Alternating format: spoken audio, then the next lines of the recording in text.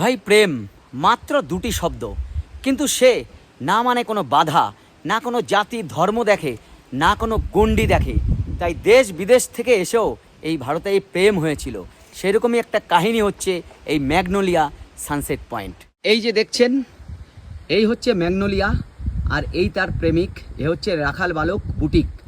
রাখাল বালক গরু নিয়ে এসে এখানে বাঁশি বাজাতো, আর মাঝে মধ্যেই এই ম্যাগনোলিয়া, এ হচ্ছে ব্রিটিশ কন্যা এডওয়ার্ড গেটের কন্যা, তিনি এখানে ঘোড়া নিয়ে এসে এই বাঁশির সুর শুনতেন। একসময় শুনতে শুনতে তাদের মধ্যে হয় প্রেম, আর প্রেম এত গভীর হয় যে দুজন একজন আরেকজনকে ছেড়ে থাকতে পারে না। এরপর একসময় জানাজানি হয়।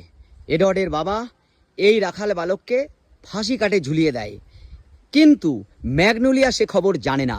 ম্যাগনোলিয়া ঠিক এই সানসেট পয়েন্টে আসে, এত সুন্দর প্রকৃতির মধ্যে সে অপেক্ষা করে শুধুমাত্র এই বুটিকের জন্য, রাখাল ছেলের জন্য। রাখাল ছেলে দিনের পর দিন এখানে আসে না। এইটা দেখে এর সন্দেহ হয়। পরবর্তীতে জানতে পারেন যে তার বাবাই একে মেরেছিলেন।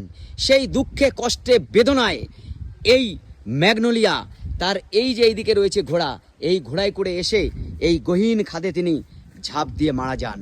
সেইখান থেকে এই প্রেম কাহিনী এখনো অটুট।